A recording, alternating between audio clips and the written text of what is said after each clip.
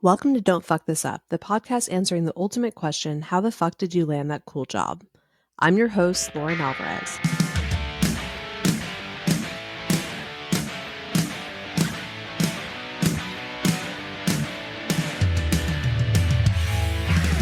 Hi, and welcome to this week's episode of Don't Fuck This Up. Today's guest is all about breaking chains of conformity and celebrating self-expression, having read over 5,000 auras and counting since 2018. Since launching her brand, she's been featured in Vogue, Allure, Marie Claire, and Elle, and has read the auras of fashionable cool girls like Gwyneth Paltrow and Stella McCartney. It's fashion's favorite spiritual stylist and the founder of AuraWear, Susanna Merrick. Susanna, welcome to Don't Fuck This Up.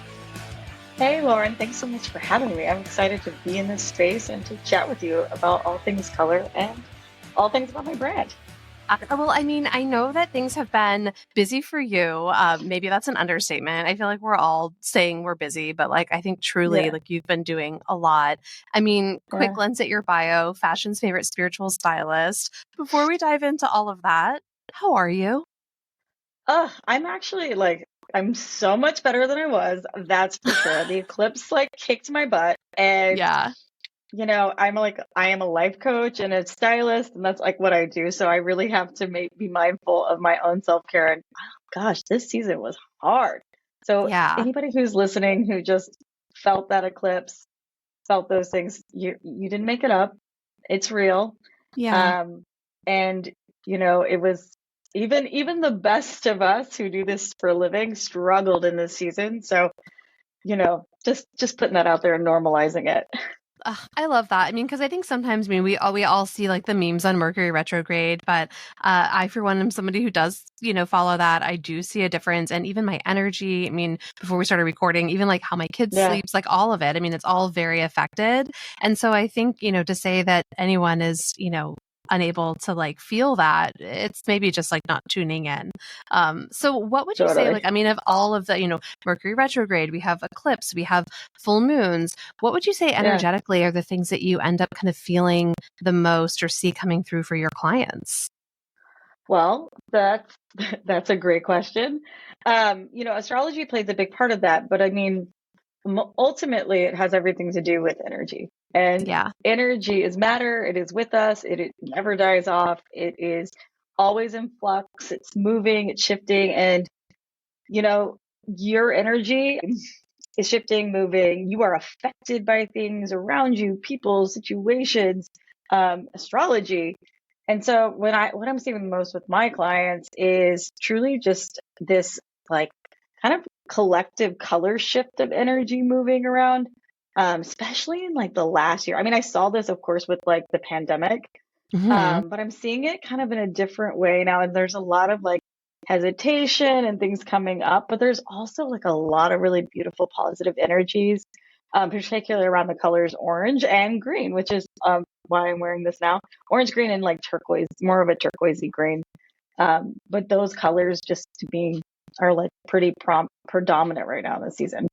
I took the quiz on your site this morning because I took it before, but it had been a minute, and I had green today. So I was like, okay, we're rooting ourselves in a color that is predominant right now. I'm happy to hear.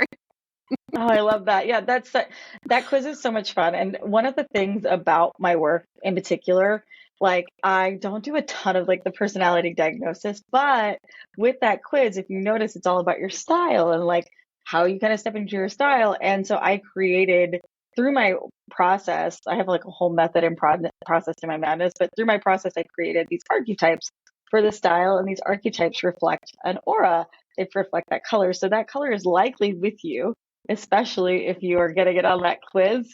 And our auras are always changing, just like your energy is always changing. Yeah. It's in flux. Yeah. That's so interesting. Yeah, I saw you actually had a recent post where you talked about going from being a calm blue-green and shifting to a fiery red, and, how some things kind of energize you. So our auras can shift in our lifetimes, and they do shift, I mean, all the time, every day. What's kind of the cadence of shifting? Okay, so first up, there are 12 layers to your aura, this is it's even hard for my brain to wrap around, and I eat, breathe, and sleep this stuff. But there are 12 layers, and 7 of them you likely know as the chakras, right? And these layers kind of represent these different aspects of you. your spiritual journey to your mood, to your dislikes, your likes, like all of these things. And your energy changes as those change and shift. And you also protect your energy. You show up in a certain way. You don't always show, you don't show your whole deck of cards. You don't show your whole self and energy. And just like you know yourself to go into a room with people you don't know, you're going to act differently when you walk in that room, right? Or in a situation like where you meet your first love or you feel that first love with someone, and then that same energy that shifts is when you are like breaking up with that person or feeling that the Mm. disconnect from that heartbreak. And those are kind of energies we don't fully have control over, right? But how we kind of heal and move through them is important, and understanding how we can have some autonomy in them is actually very important too. That's so fascinating. I mean, let's back up to like the beginning. I mean, I know that you talk about a little bit in your bio, like that you've really been seeing auras since childhood. I mean, talk Yeah. about kind of what that journey has been like for you. Because sometimes as children, maybe we can experience and see and feel the most, but we don't always know how to interpret those things. So, can you share a Yeah. little bit about that experience for you?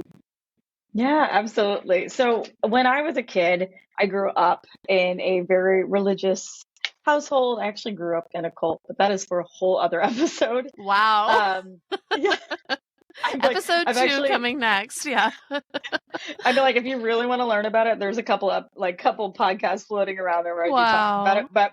Wow. But yeah, so I grew up that way. My father was a minister, and my mother was like known for her intuitive gifts and things like that in the church, and so it was like encouraged in this sense. But um, I remember telling my dad that like I saw colors, and specifically that I felt things about Mm. people when I saw these colors. And I was probably like 5 or 6. I was young.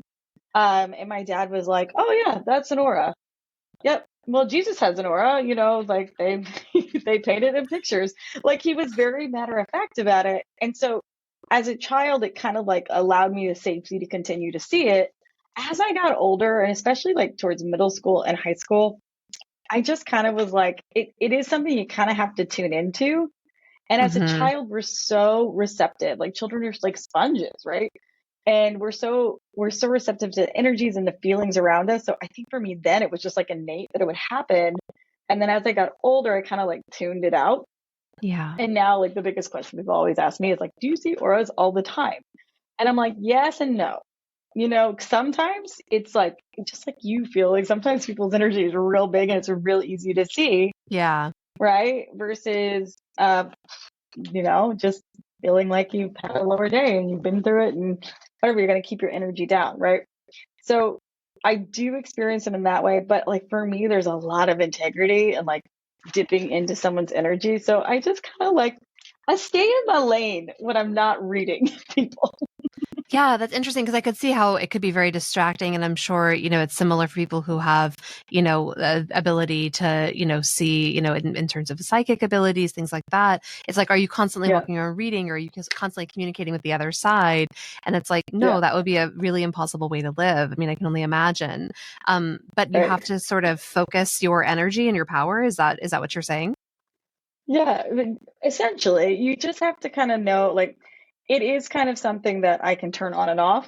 In the sense of, somebody doesn't want to be read, they don't want to be read. Like, when you're Mm, actively coming to me, you're getting a reading. And, when you get a reading with me, I always like light a little Palo Santos and I take a moment to just say, hey, this is like an intimate moment where I'm going to be all up in your energy.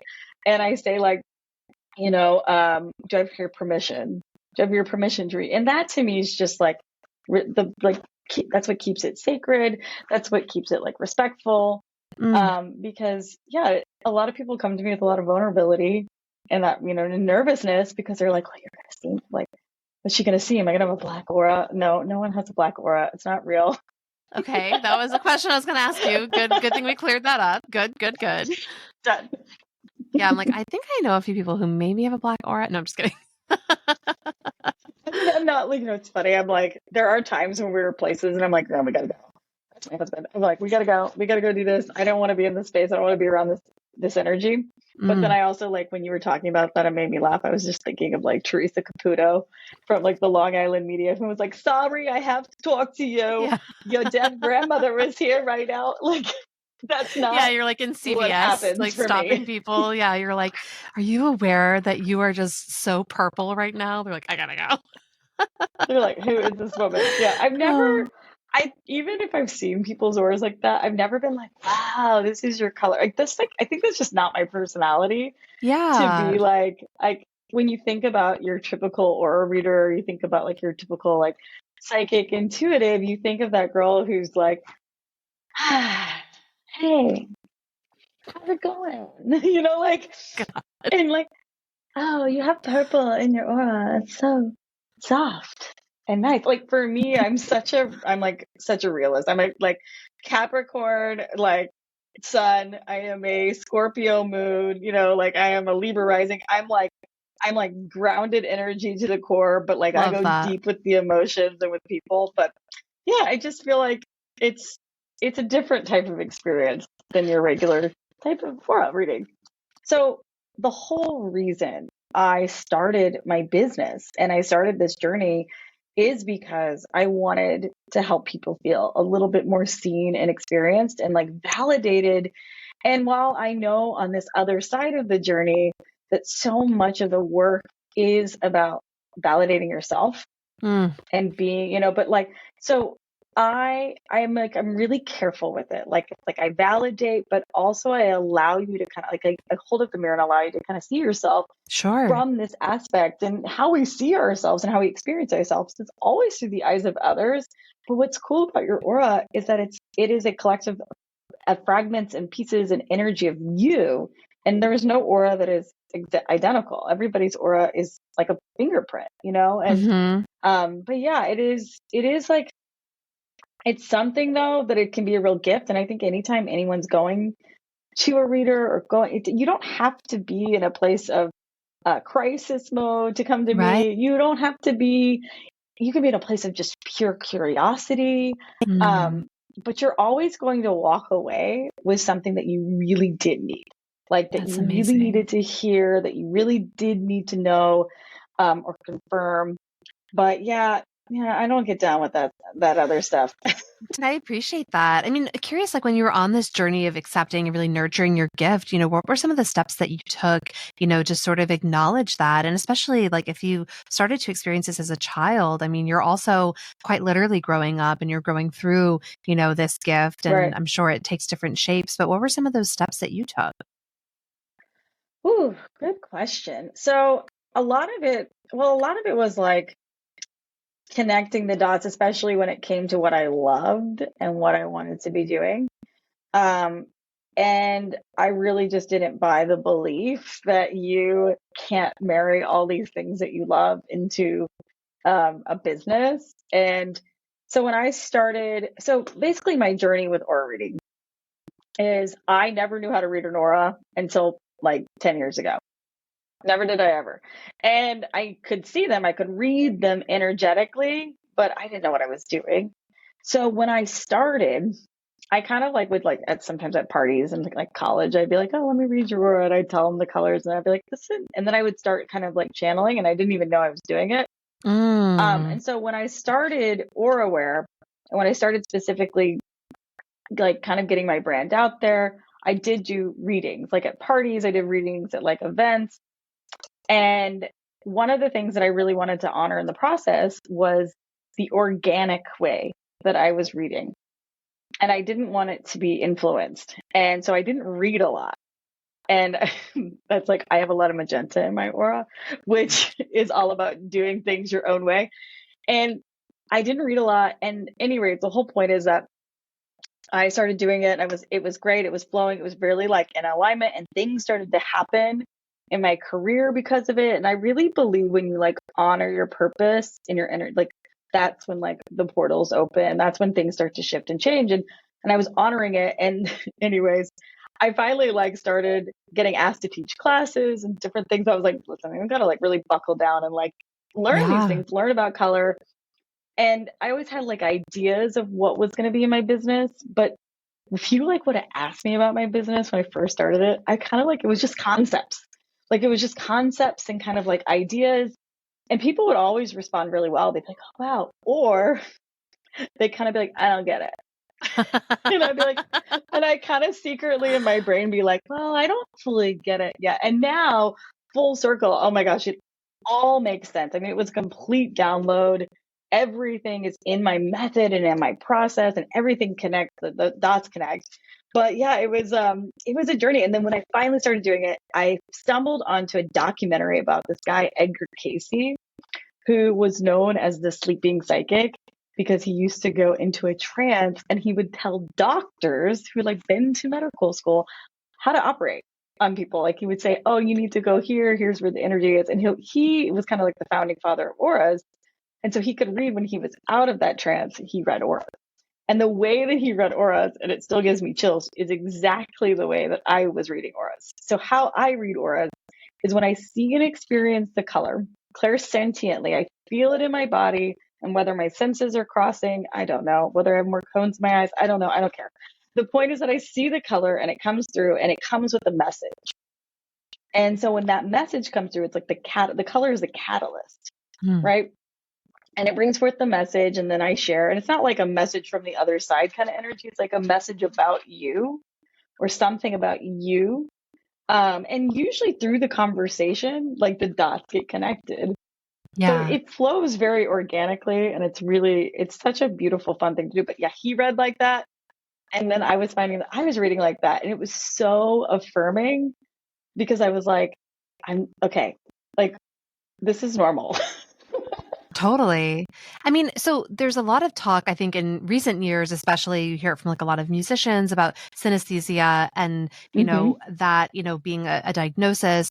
What would you say would be like the major differences? I mean, aside from, I suppose, like aura reading isn't a medical diagnosis, but I mean, understanding kind Yeah. of synesthesia and understanding what you do and what are the differences for a listener who's maybe new to aura readings and what that means?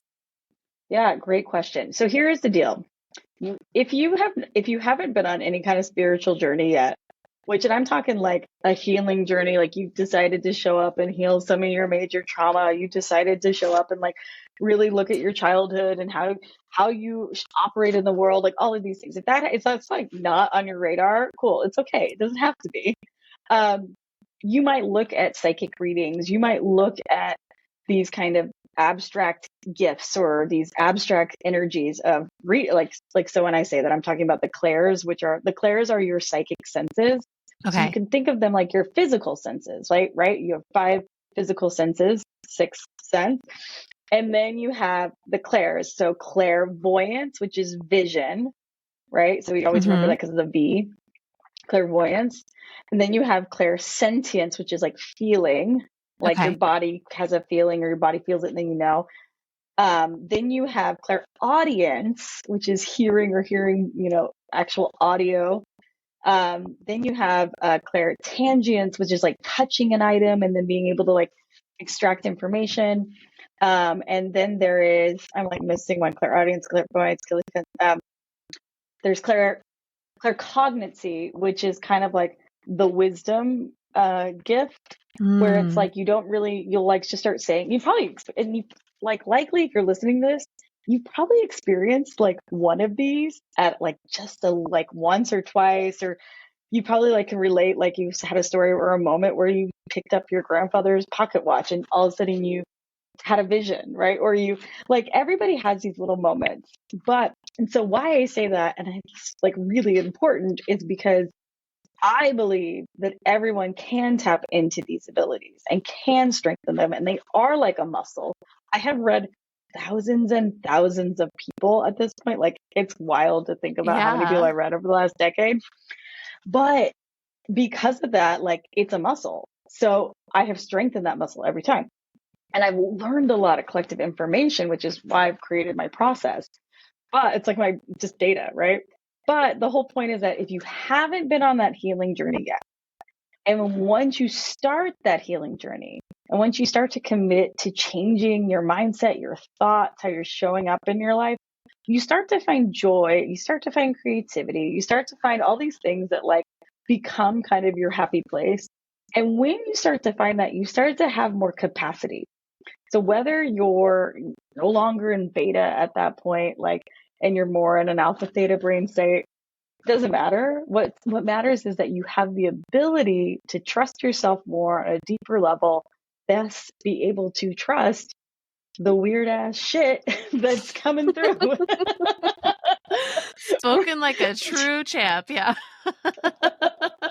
I love that. I mean, because Sometimes, it is kind of weird, right? It is weird. And I think that that's the thing that like, I totally. appreciate that you call out in your work is you're like, yeah, this is like totally like strange, but like, let me help make it more Right. palatable for you. And I think that kind of connection to making something, whether you call it like putting it in terms that your grandmother would understand or whatever it Yeah. is, I think it's like taking something really bewildering or maybe even scary and making it a little bit more digestible and a little bit more kind of parsing it out to understand and then make it applicable, right? And I think that's the kind of Right. follow through is getting a reading or getting information. It's like, well, what do you do with that information? And I think that's where I Yeah. think AuraWear really is so interesting because you're having people action this into their day to day routines. And, I'd love to talk a Yeah. little bit about, that. And I think even understanding Yeah.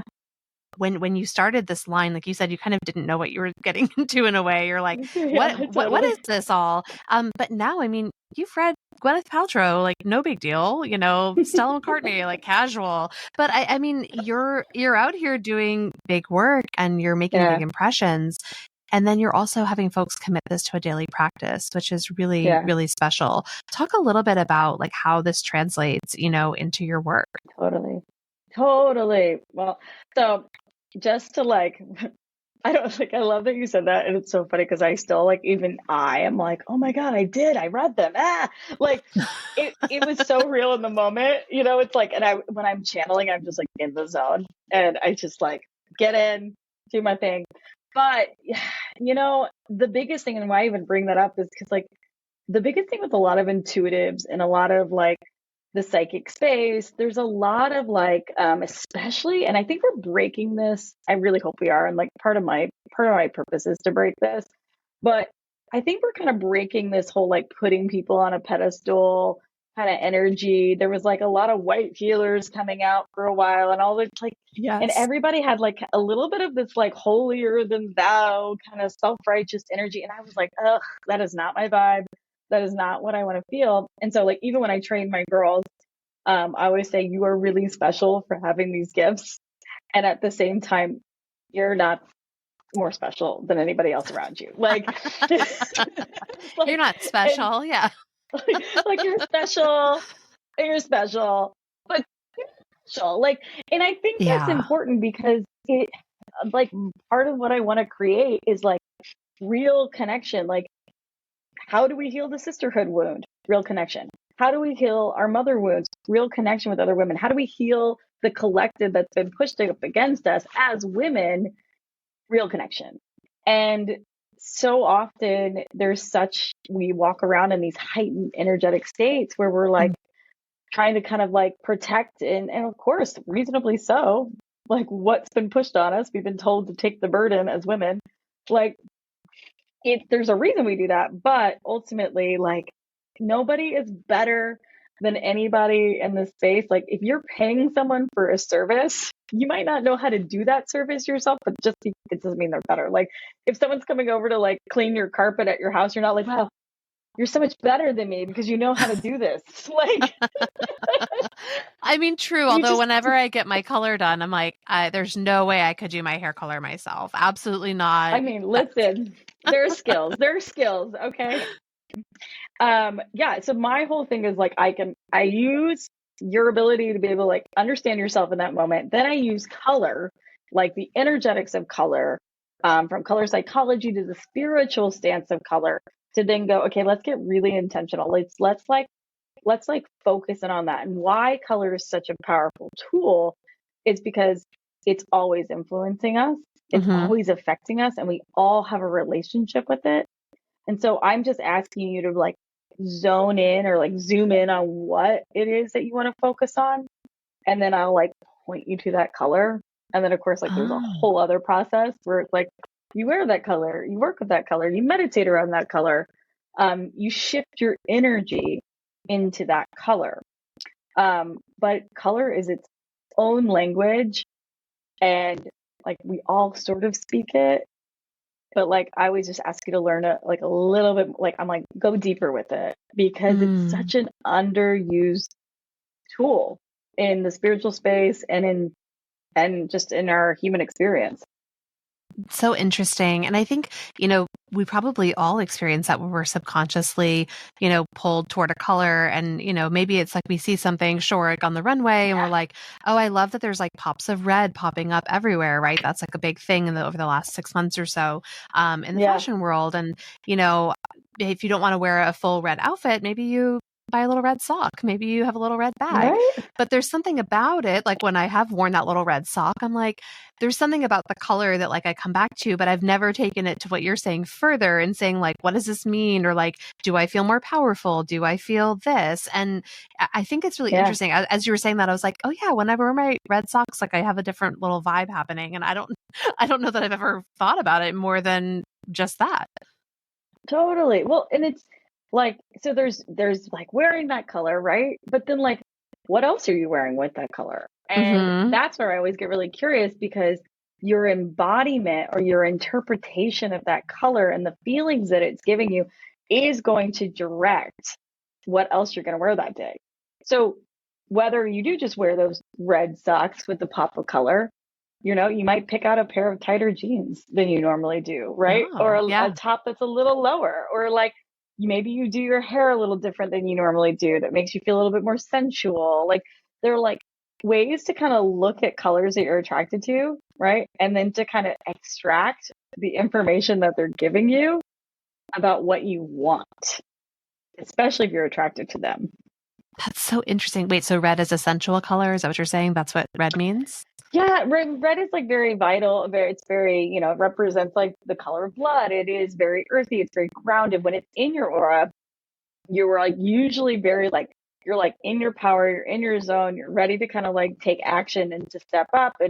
And the color psychology sense, it's the same thing. Like red is used in a stop sign, right? Mm-hmm. But red is all about being seen.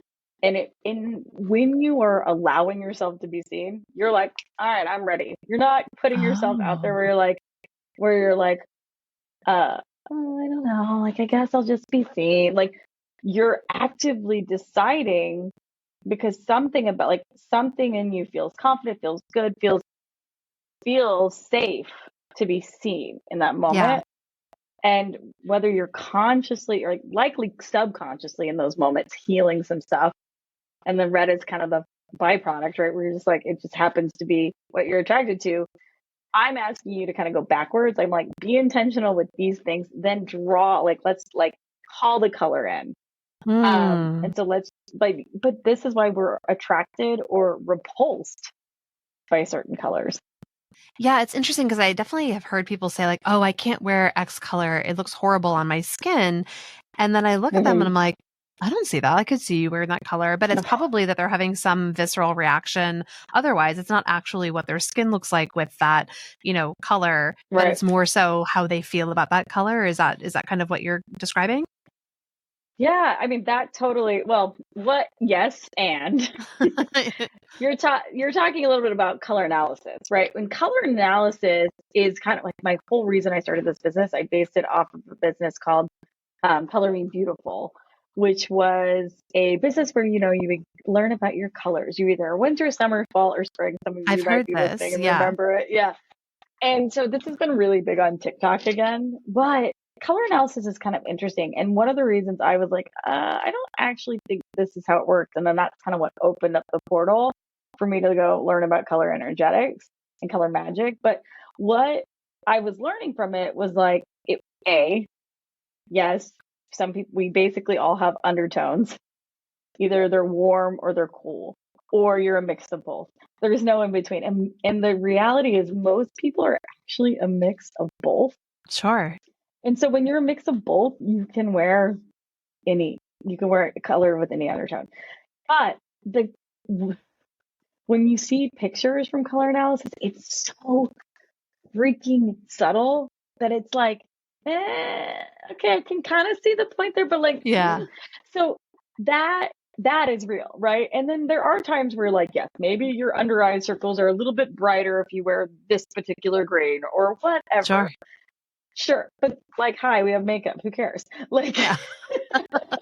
And also, like, I'll never forget, I was once reading an interview with the French makeup artist Violette, and she said, oh "Oh, yeah. I don't mind a little under eye circle. It makes it look like I was up late doing something." And I was like, "Oh, that's such a fun, like, kind of like interesting and kind of sexy way to think about having an under eye circle. Like, And she's great." clearly not a mom. Of two. She's a mom of two. Oh, well, Yeah. there you go. Yeah. Yeah. The I French mean, well, she's philosophy. French. Yeah. Totally. I was like, wow, that's really like iconic way to look at it. I'm a fan.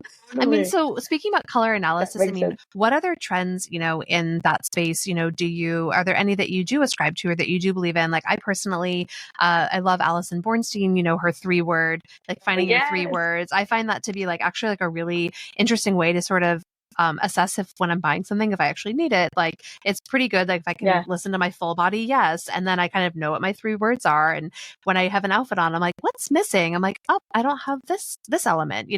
I love that. But what about you? Are there any that you're like, this is amazing. This is such a great way of thinking?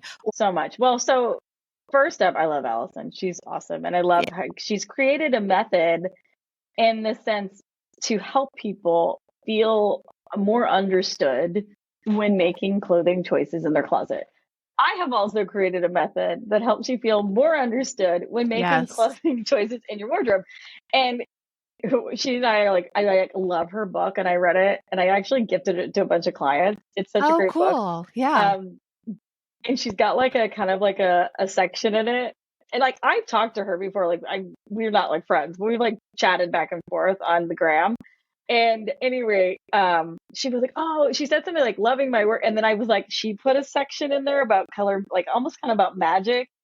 And I was like, she barely touched on the surface of it, but it is such a helpful tool. And so just to kind of segue, that is what I do. So I help you get really, really intentional in making choices based off what you desire, what you want, what you're Mm. manifesting, what you want to be embodying and feeling. I think the most limiting thing in the fashion space, and especially since like fast fashion became so prevalent in the last few years, but Yeah. the most limiting thing is that like you need to be this one type. Like you need to Yes. know your personal style and it needs to, and so then like, oh, I don't wear that. Well, and then you throw in like TikTok culture and like aesthetic culture and things are changing every 5 minutes. And if you're trying to keep up, it's exhausting. Mm. And you end up with a bunch of clothes that you likely didn't really want. You just wanted because they were giving you a particular feeling or making you feel like that it girl or that whatever. And so I'm asking you to become that it girl for yourself, become that person for yourself Mm. so that it doesn't matter what trends come and go. You can go to your closet and go, I love this, I love this, I love this.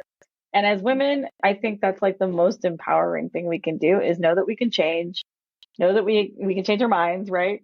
Know that we can shift, know that there are different elements of style that are going to serve us in particular seasons, like as a new mom, right?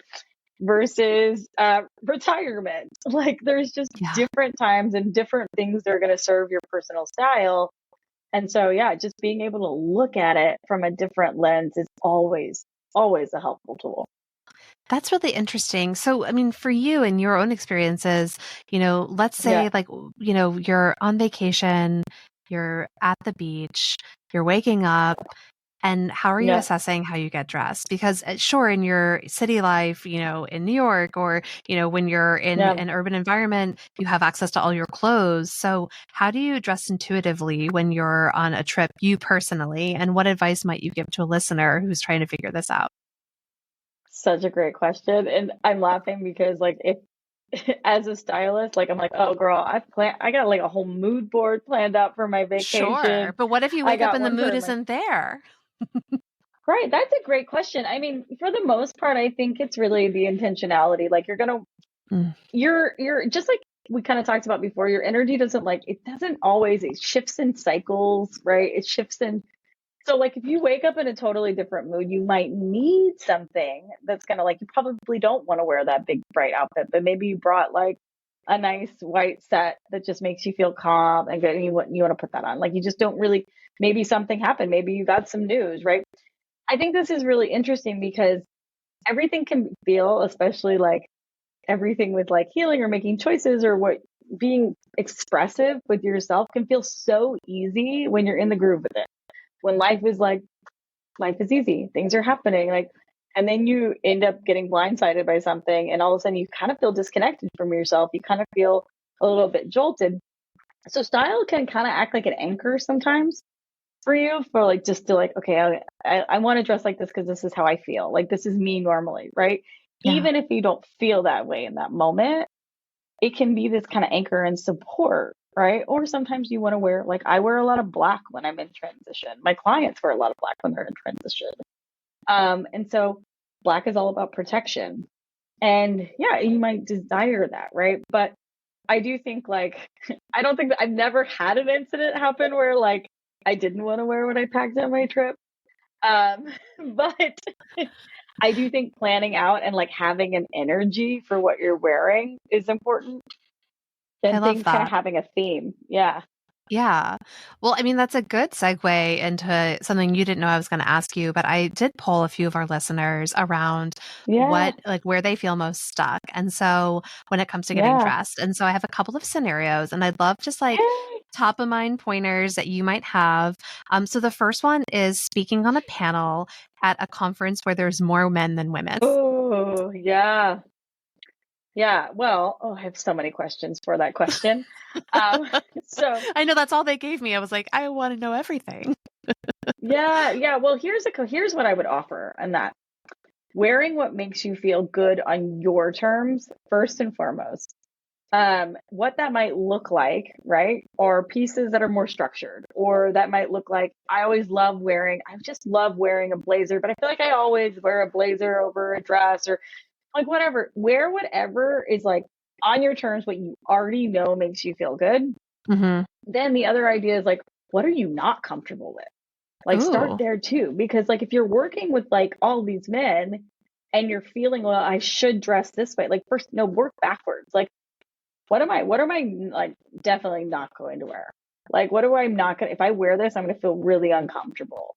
If I were, so starting there. And then I think, just my personal opinion, I love this. as women, as women, like, I think we're believing that fashion is frivolous. We're believing, especially when we're around men in these corporate kind of settings, it's like, oh, that's so like, you can't be taken seriously if you're wearing something like that. And I say, challenge that, Mm. right? Challenge, wear the jewelry, do your hair, do your makeup, like, put on a bright pop of color on your lips, like play up. If you're wearing something that's like corporate or you feel like it's a little like quote bland or whatever, like I encourage you to wear maybe a bold print, like, or put on that bold lip or have some colorful accessories, like allow yourself to kind of stand out. You're going to be standing out no matter what because you're the only woman there, but like might as well do it in your style.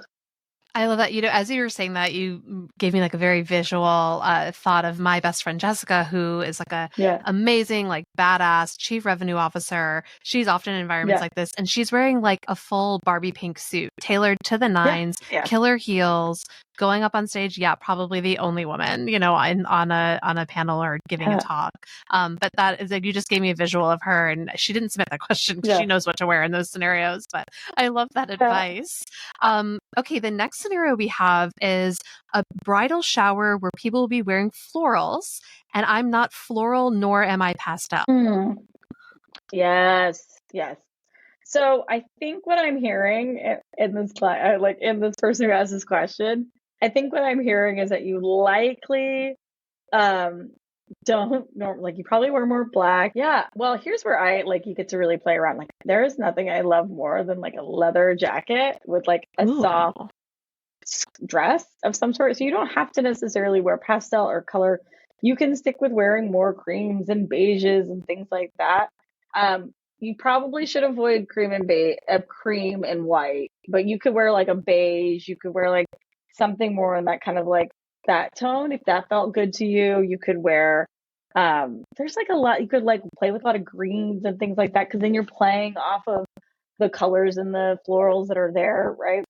But yeah. like bottom line is, like, how can you incorporate you into that outfit while still keeping balance in the room and not Yeah, like, I think what I'm kind of hearing is like they're afraid to, like, they don't want to draw away the attention, sure. but they also don't want to wear the things. Like, I get it. I get it. I get it. So drawing yourself in and then kind of figuring out how can I kind of like create a look that then will just kind of like complement the surroundings, and that's kind of how it is at showers and things like that. Like we get Totally. instructions on what to wear, what colors to wear. So Yeah. it's all about the environment. The bride's just trying to create the environment, but you don't have to change yourself in the process. Totally. And I think like to what you said before, like there's nothing worse than feeling uncomfortable in what you're wearing. Like if something is too Nothing tight or worse. feels like costumey to you, like everyone's going to see that. It's not going to feel authentic. So finding a way to bring your own personal style into something that maybe is like meeting in the middle, but doesn't feel like you're totally Yeah. conceding. Or if it's like you don't do dresses, then wear like a killer pantsuit or like a jumpsuit or something that makes you feel Yeah. good, in your power. I like that thought a lot. Okay, we have two more scenarios. So one of them is a wedding where I'm going to see my ex. Yeah. Okay, wedding you're going to see your ex at. Well, what do you want to communicate? Like, what do you want him? What do you want? What do you want to be feeling? Not him. What do you want to be feeling when you're around him? Mm, If it was not a great relationship and there aren't a lot of, it didn't end amicably, and like there are things that you're still very hurt by or this or that, like I would wear something that just, makes you feel pretty neutral in your style, and like just don't go too crazy. Like wear something that's going to make you just feel like, okay. Or you can wear something that makes you obviously feel very, very confident. But I think it's wearing something that just like, you don't want to like bring your ex's eye on you the whole time, right? If yeah. maybe if they were, I mean, I'm taking it down a dark path, but if your ex is like abusive and a jerk, I mean, I have one of my clients saying she had a very similar situation where she was going to a wedding where her ex was going to be with his new girlfriend, and he was not a great guy. He was like going on a sobriety journey at that time, like, and she was sounding kind of the same question, like, what should I wear? And we talked about her wearing kind of like a more I told her to wear something that had like a lot of like geometric shapes on it versus florals or patterns, things that kind of would feel stern and powerful, but like also kind of like neutral. So you're not like constantly bringing their eye. You're not like, you don't feel like they're looking at you. Yeah. Yeah, that would be kind of my answer. And then unless you want to just really show them up, then sis, like just dress to the nines, wear something bodycon that feels good, like do up your hair, your makeup, like go to the nines, like just make sure you're spending that time like on you, and make sure you're really planning ahead to really get in that ritual and the practice of getting dressed and like taking care of yourself and like getting kind of like in your affirmations, and you're like, I got this, I can do this. It doesn't matter if they see me, I'm going to be there, and this is not about them, whatever you need to say, and then create that aura for yourself. I really like that because it's also just about kind of affirming yourself with what you want from the situation and not assuming Yeah, that you want them to notice you at all. Like, I think it might just be about how do yeah, I feel good? Or you could have like a really hot date totally. and then have them dress, coordinate with you. That's just That's an the extra best. I power mean, move. that's a good one. Yeah. Gotta love a little coordination. Yeah, no, yeah. It's funny. My husband and I end up dressing similarly. We'll come out and be like, oh, and we'll like have a very similar vibe on Hmm. color palette. It is funny when you see like the full coordination or even like style over time. We share clothes. Like, yeah, it's great. It's great. I'll take I it. know it is. Double the wardrobe. It totally just innately happens. It's kind of funny. Yeah, it is really funny. Okay, last question. I think super topical to the podcast too is what do I wear when I want to ace the interview? Oh, yeah. So specifically, there are two colors you want to wear in an interview: Love this. green, or you want to wear blue. I always say blue and shades of blue are like the kind of the best route to go, because blue is always, so blue and red are like at the most contrast, like the most separate on the color spectrum Hmm. versus wavelengths, but they're actually the most two using like commonly used colors in marketing. And they're kind of believed to have the biggest impact on our psyches, right? So red, we know why. Blue is because blue represents like trust and loyalty, wisdom, knowledge. Like there's things that people like, it's calm, like you feel really serene, grounded when you're seeing it. It's like water, right? So when you wear it in an interview, right? Your boss subconsciously, see your boss. I'm already walking you in that that You job. already got the job. Yeah. You already got the job. Um, they're already kind of like being influenced subconsciously just by you wearing that color. Then green is, green is about growth and expansion. So green just kind of naturally communicates that you're willing to learn, that it's also like a color that represents like almost like type A-esque energy, nature, balance, like all of these things. So when they're looking at it, they're already kind of subconsciously going through the things that they associate with green, having a good feeling in their body Mm, versus wearing really bright colors. Now, I do think this is like subjective to where you're working, like, sure. but um yeah, I also kind of think like just as you were talking about matching the energy or like how you innately match the energy with your husband, I would kind of like look at the company. I would look like it as an actor, right? And a performer. I used to always kind of like suggest the role, Yeah.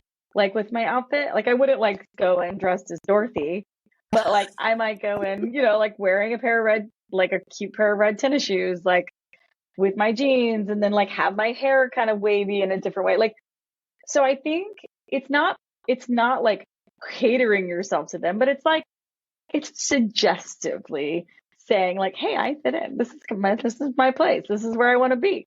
Yeah. And you don't have to compromise yourself in that process. Please don't compromise yourself in that process. Let it be your version. Yeah. But there's a way to kind of like, if I was going to go work at Google right now, I wouldn't probably wear what I wear every day, but I would definitely be thinking about the people that work at Google. And I would probably want to wear something a little bit more like casual, yet elevated, which is not a way I normally dress all the time. Yeah. But I wouldn't not feel like me, you know? Totally. I also think there's something like I always give the advice as like someone who has a background in like HR and recruiting and coaching is, for Yeah. interviews, it's like, what are people wearing at the company and go one Yeah. step up. So if it's like super Yeah. casual agency, like creative agency, and people are wearing jeans and, or chambray or like whatever blue, but maybe you Yeah. go a blue Oxford and you wear, like a dark, like a black jean, and then you're fitting in, but you're elevating, or you do a little bit of a dressier shoe. And I think like Right. in that way, you're still presenting of like, I can fit in, but also like I care about this interview. But I think sometimes people miss the Yeah. mark and they go three steps ahead. So it's like a really casual creative agency and they come in like a suit. And then you're kind of Totally. giving the signal of Eh. like, I didn't read the room. I didn't do my research. And Yep. I already am kind of starting off not fitting in. And then there's Yeah. always like the nuance of like, I remember working at a company where Adidas was a really large client of ours. And Adidas. Yeah. somebody came in to interview for a role as a creative and they'd be working on this account, which they knew, and they were wearing a Yeah. Nike baseball cap. And I just thought like, it was like a Oh, that is 2-second so consideration of like, right. yeah. And I feel like it's speaking in terms of like energy. It's like that was kind of an energetic block for like, the super Yeah. senior, person going in to meet with them. They came out and they're like, yeah, they were great, but they wore the kind of number one opposing brand for what they're going to be working on is a little off. And so I also think A it's like little off. messaging that. Yeah. And it's like being super branded. I mean, like, logomania was such a thing. And like, I feel like sometimes that can kind of mix the message when you're wanting to like Totally. convey what you're describing of like power or, using shapes and patterns versus logos can be a little bit probably Totally. more subtle. Yeah, I don't know what it is, but like I remember my kid was born, I was like, if anybody bought him clothes, I was like, nothing with logos. Yeah. I was like, no, it's not cohesive. It's not. And I think like knowing kind of where you're, influencing other people, with their Yeah. decisions, I would be remiss not to ask you like who's making the most influence in your life, these days. Yeah, this is a good question. I actually recently got asked this for an interview, and I think, a lot of like when I look for influence, I'm looking for inspiration now these days. You have to be like Yeah. so strategic about it, like especially in this day and age. Um, but as a mom, it's like I'm like motherhood is like this. They call it matrescence, and I don't know if you've heard this I term, but haven't heard this term, the no. so matrescence is basically the psychology term for from maiden to motherhood. And the journey, which I related the journey from like before I became a mom and then being a mom, I related that journey is kind of like the same journey right before middle school, where it's like you kind of like you don't know how to like wear a bra, but you figure it out. Like it's like Some people you still don't, haven't figured it out, yeah, okay? Yeah. yeah, yeah, girl. Like it is like you're learning like all over again, or like Yeah. you're learning a brand new. And I used to be like, as a coach, and like, I'd be like, listen, like, that is an excuse. Like, saying no, but like, actually, it is an actual thing that happens in our brain. Like, I feel it's like a gas bubble. It's like, boop. And it never used to happen to me before, but I swear, since becoming a mom, like, mom brain is like a real thing. And I think why it's real is because we have such a heavy mental load. So I we're mean, all yeah, I like remember like constantly running that. immediately in like the weeks following giving birth, I was actually like interviewing and which was really crazy. And I had like remote Oh my interviews gosh. and I got asked to do this like pretty heavy lift of like a case study. And my brain was like completely, it was like fudge. It just like I couldn't do anything. And I Yeah. was like, I remember like looking at my husband, I was like, I'm broken. Like I don't think I can do this Hmm. ever again. And he's like, it'll come back, I believe, but It comes like back. be patient Yeah. with yourself. But that feeling of like, I know I could do this thing in like my sleep before, and now I Yeah. just have nothing to give was really frightening for me because I am very Yeah. type A in that way. And I'm like, I know my shit. Oh, So yeah. you bring up such a great point because I think that's any time it doesn't matter if it's motherhood. It doesn't matter if it's you breaking up with a boyfriend or you moving to moving out of a city and moving to a new city. Like Hmm. anytime you go through a transition, there's going to be like this learning curve. Yeah. And And your brain is going to try to tell you, because your brain's trying to keep you safe. Your brain's going to try to tell you that, like, you don't know what you're doing. You don't know how to do this. Why are you even trying? All these things. And those are the moments where, like, even in these moments where we like lose the thought bubbles and they're like, oh, where's the thought? Even in these moments, we gain them back and we say, no, we take the reins and we say, no, I'm going to challenge that thought. I'm going to challenge that thought about myself. And in fact, I'm going to shift that thought. And so instead, that thought becomes my yes and that thought becomes, what do I need to do? What do I need to be thinking in order to have this? What do I need to be thinking in order to make steps forward? What do I need to be thinking to not let this take a hold of me? Yeah. So I do that with the whole I lose my thought thing because I'm like, it doesn't mean anything about me. It's a real thing. And it just happens. Well, totally. But no, I can bring you back to the original question, which was around, Yeah. who has the most influence on you and who's influencing Oh, you. yes. Yeah, during those, especially the big transitions. You speak to something really important during really big transitions. Okay. So I actually met this mom friend at the park a few weeks back, and she was wearing like this floppy Fendi hat. She was wearing like these Hermes sandals, and she had these like cut off jeans on, and then like a ratty t-shirt. And I was like, oh, this is my kind of girl.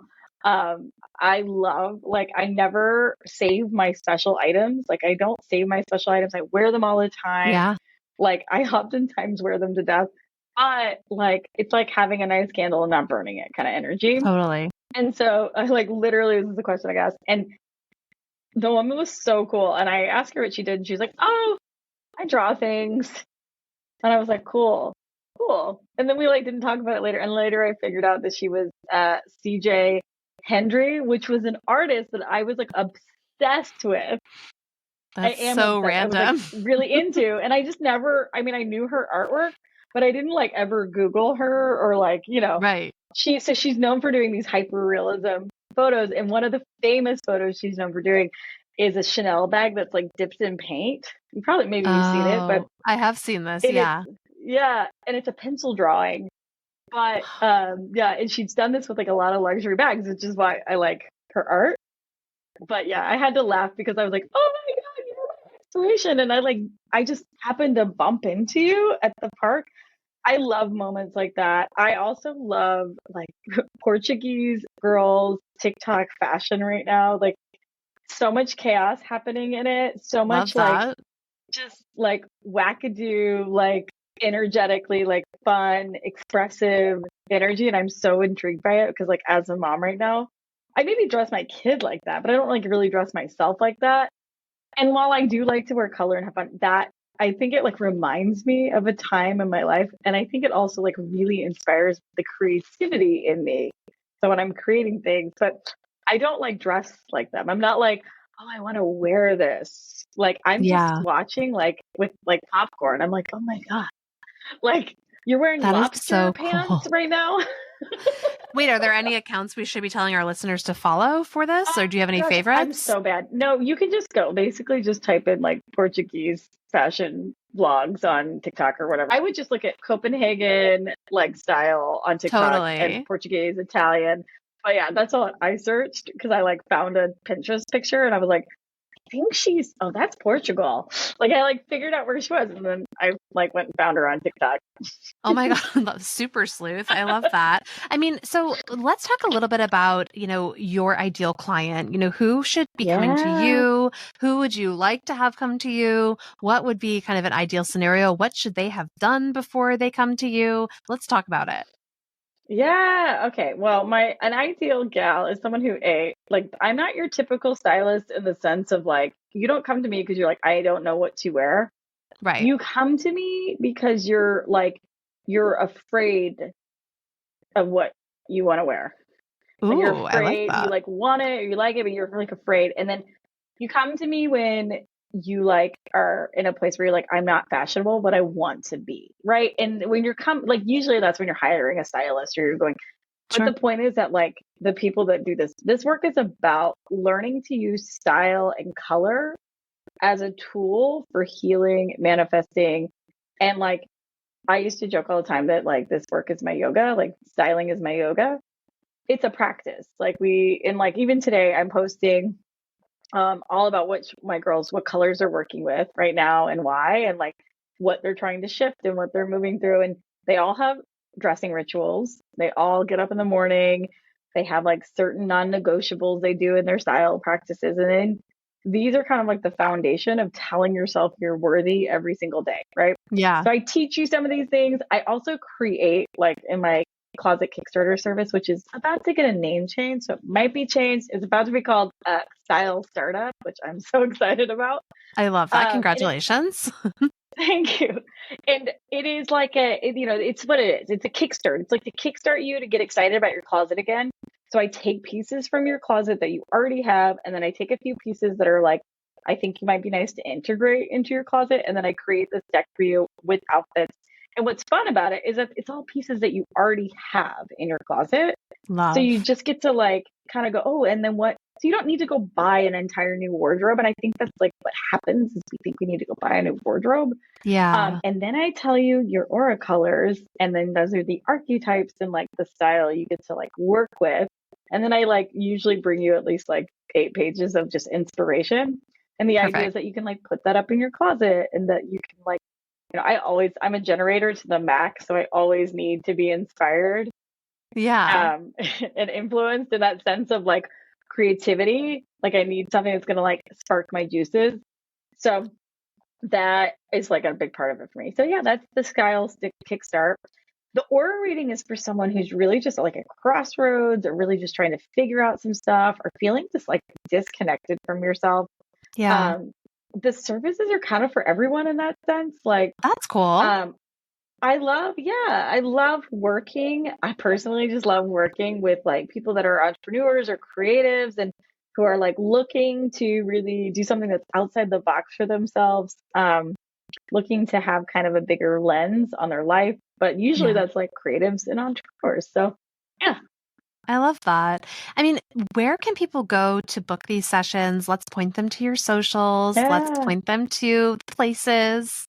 yes. Okay, so it's AuraWear, like a shirt, WEAR, NYC.com. That's my website. And then you can go to my website, you can learn about my services. There's lots of other fun goodies on there. You can take my quiz. I highly recommend taking the Loved the quiz. It's just a quiz. fun It's way. very fun. Yeah. And you can find me on TikTok, you can find me on Instagram. Same name, AuraWear NYC. That's it. I love that. And we have that style startup coming up. So style startup, is that right? Yeah, so it's the Closet Kickstarter right now. So if you go to the website, it'll say Closet Kickstarter, but I'm changing the name. So it might be changed before that. We just need to get some graphics back from the designer. It's always a little tweak and a little button press and boom, there it is. Exactly. I mean, this has been amazing. I feel like we got so much wisdom for our listeners. What is one final thought you want to leave our listeners with today before we go? Yeah. Know that no matter what, if you have ideas and they seem so outside of you, but you feel that pain, you feel that strong energy around them, know that even though you haven't done them yet, that it is possible. Like I knew I wanted to combine all of these things. I knew I wanted to combine color and style with self-development work, with auras and spiritual work. And from the outside, it didn't look like it went together. It really didn't. I mean, now it does because it's my brand. But at that time, nothing like that existed.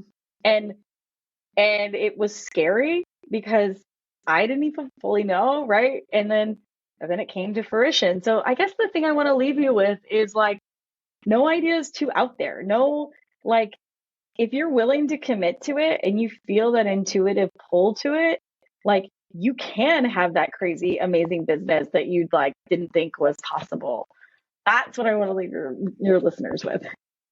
I love that so much. It's also like another reason people should be working with you is like, and then we can dress you to get you to think about that every day. I love it. Oh my Brand, God. we will dress you for your brand. We will dress you for your brand. I love that so much. Susanna, thank you. This has been so special to have you here. It's been amazing. I feel like I learned so much from you. So just thank you for sharing your gifts. Lauren, thanks so much for having me. And from one mom to another, like you're killing it. So I mean, you too. Like I see you, and we finally did it. We got together. We made it happen. I know, you guys. This is like our fourth attempt, I think.